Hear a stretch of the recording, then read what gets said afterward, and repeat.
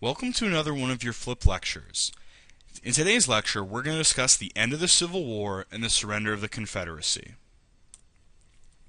Now, like we said before, the last hope for the Confederacy to win this war lies in the election of 1864, where for the first time the United States was going to hold an election in the middle of a civil war. Now, Lincoln at the beginning of 1864 believed that he was not going to win.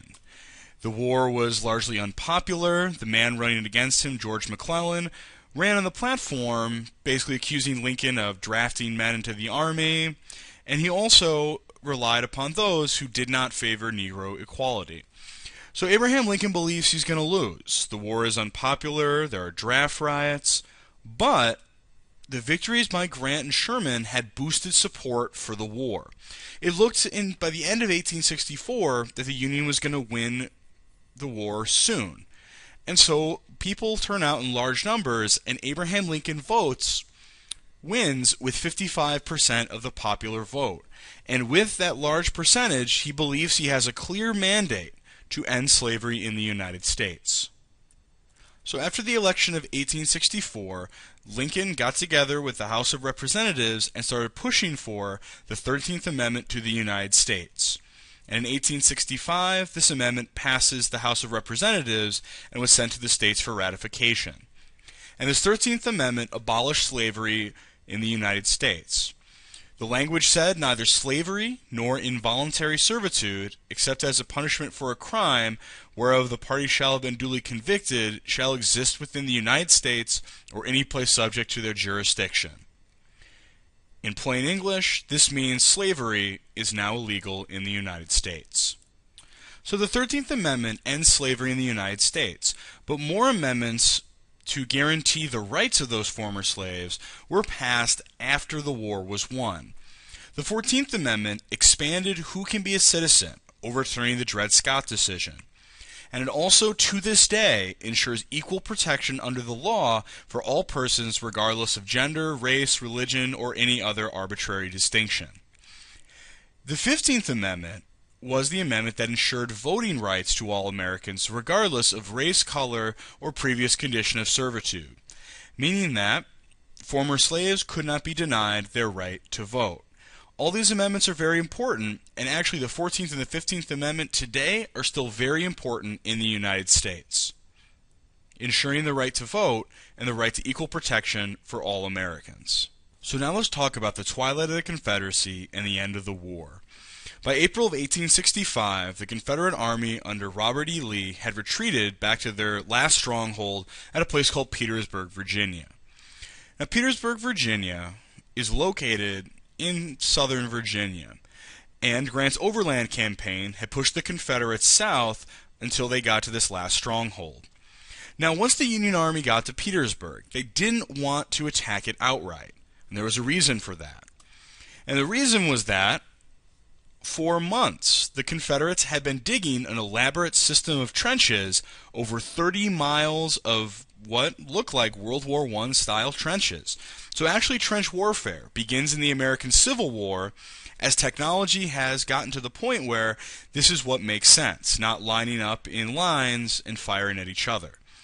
So the siege of Petersburg is actually going to go on for 9 months because U.S. Grant does not want to risk the Union Army by attacking these fortifications.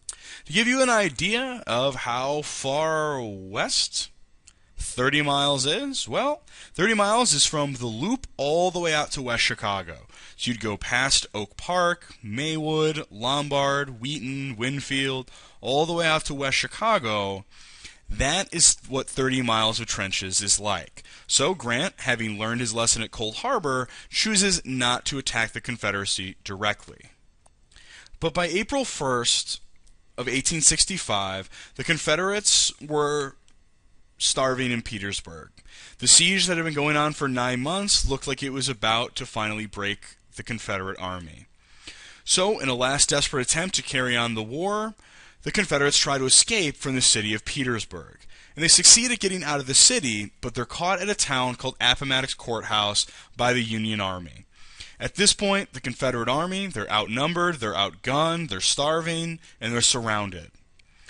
And so General Robert E. Lee, the commander of the Confederate forces, said there is nothing left to do but go see General Grant. And so this war that had fought so many large decisive battles will not end with one.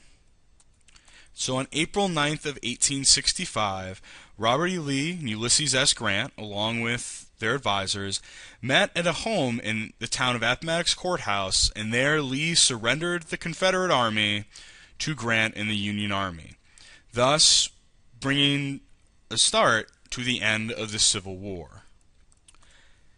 Now, General Lee, understanding that his Confederates stood no chance, surrendered unconditionally. That meant he was willing to accept whatever terms the Union would give them. But Ulysses S. Grant surprised everyone by offering extremely generous terms with the support of Abraham Lincoln. Grant's terms were that the Confederates had to turn over their weapons, pretty obvious, and they also had to swear an oath and a pledge to be loyal to the United States and never take up arms against it again. However, in exchange for this, Ulysses S. Grant, as well as the President Abraham Lincoln, agreed that the United States would not prosecute the Confederates for treason. That was a big deal because all these soldiers had committed treason by fighting against the United States. So a very generous offer. The two men got together and shook hands on this agreement, and then Grant extended his hospitality further. Grant told Lee to tell his soldiers to go home, to take their horses, and to put a crop in to carry themselves and their families through the next winter. The U.S. Army also sent rations to the Confederates. They sent them food and supplies, and U.S. Grant even forbade his soldiers to cheer the surrender of the Confederates. Grant saying, "These men are our countrymen. We don't want to exult over their downfall." So this is an interesting situation where these two armies had fought a brutal 4-year war against each other, and at the end of it, the victors are receiving their countrymen back with kindness, telling them to simply go home and giving them food and horses to do this. So it's a very interesting end to this very bloody conflict, that both sides, though they fought, they don't truly see each other as enemies. And I think that Robert E. Lee said it best about Ulysses S. Grant and Abraham Lincoln, that this kindness will do much towards conciliating our people. The idea was that by offering generous terms, the United States could bring the Confederate States, the southern United States, back into the Union and form one country again. After the surrender of Robert E. Lee's army, the rest of the Confederate armies are going to surrender within the next couple of days, and the Confederacy is going to be disbanded. And so the war, which had lasted for 4 years and cost the lives of hundreds of thousands of Americans, was now ended. But there are still questions that remain. Questions like, what do you do with the South that had just fought a war against you? How do you bring those states back into the Union? What do you do with all the former Confederates who had fought against the United States? And also, what do you do with the governments in those states that had rebelled against the U.S.?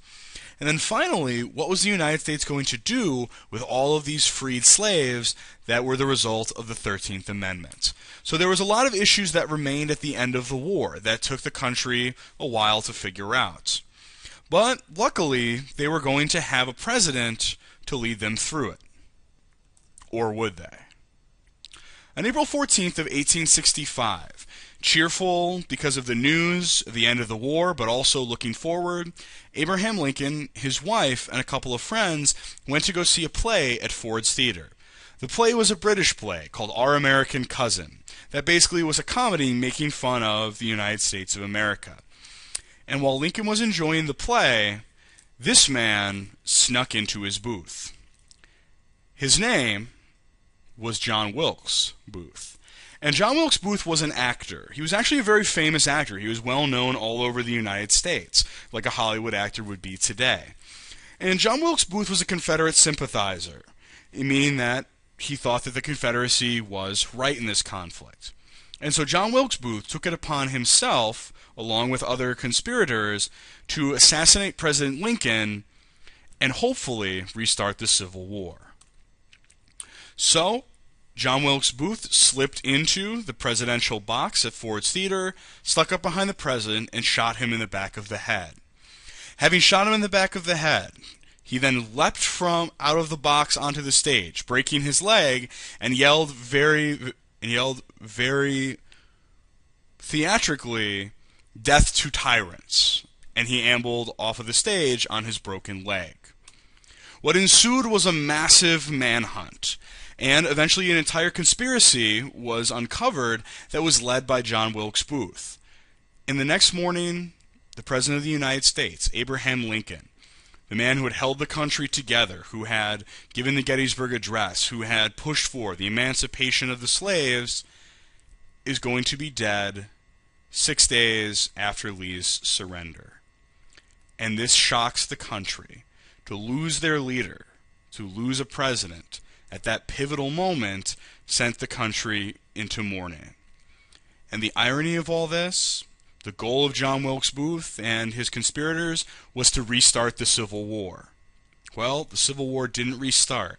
And the irony of all this, the unexpected consequence, was that the South, in Abraham Lincoln, they actually lose their best advocate for kind and lenient post-war treatment.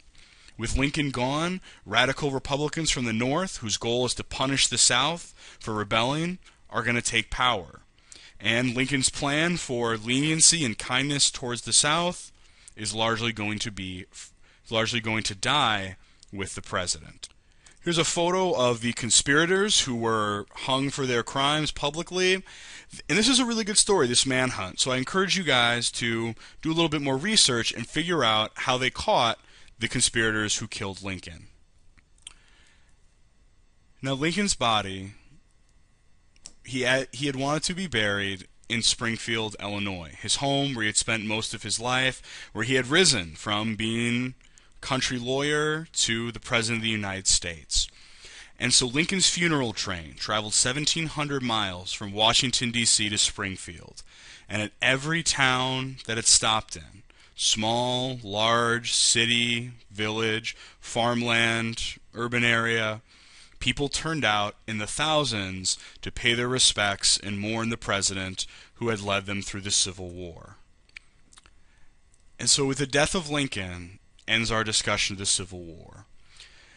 So at the end of a civil war, at the end of anything, you want to take stock and ask what has been lost, what has been won.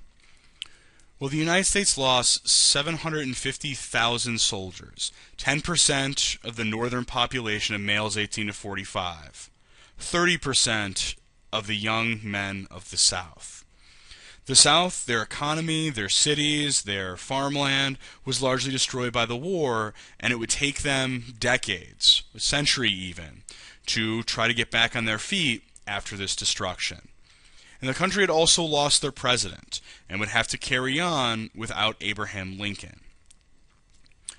But what had been won at the end of this war? Slavery had ended in the United States, and the Union had been preserved. So at the end of this war, Abraham Lincoln, his memory, his legacy are those two things: the end of slavery and the preservation of the Union that we call the United States. So really briefly, people disagree on what this war means. I wish I could just tell you, well, this is the meaning of this war. But people disagree on the cultural significance, what it meant to people at the time, and also what it means today. Different people have different opinions. You can talk to 50 different historians, get 50 different answers about what this war meant. For some people in the American South, there's a theory called the lost cause theory, that rather than talking about slavery and things like that, they focus on the glorious South fighting bravely against a North that vastly outnumbered them. And so the idea is they want to glorify the past that their ancestors had. There's also those who believe that those who celebrate the Civil War because of the institution of slavery is like celebrating the Holocaust. So those are two very radically different perspectives. And there's the reason I'm giving you these examples so you understand that people talk about this war in different ways. The political moral lessons of this are varied. Talking about slavery, talking about federalism, talking about regional conflicts and economic conflicts. The Civil War is deep. and its cause is not any particular thing. So the lessons that come out of it, it's very difficult to pin down exactly what this war meant. But two things changed significantly. From this point forward in American history, the national government will always be more powerful and have more authority than any state. After the Civil War settles that debate over federal government and states' rights. But what the United States also did is it brought the country together as one nation and one country. Before this, many states believed themselves independent. After this, the United States is one country. And so, the millions of Americans who got caught up in this war, fighting on both sides, at the end of it, came together to form one nation, one country. And that, more than anything, is why the Civil War is so important to understanding who the United States became as a nation. So the war is over, and the United States was now poised to enter into the modern age, united as one country, one people. That would be nice if it were all true. But the truth is that Reconstruction, the rebuilding of the South, and the bringing of the South back into the Union actually created a lot of conflicts between North and South. And many of those conflicts between North and South about the Reconstruction era after this, those fault lines, those conflicts, are actually still around today. So even though the Civil War was 150 years ago, we are still living with the legacy of this war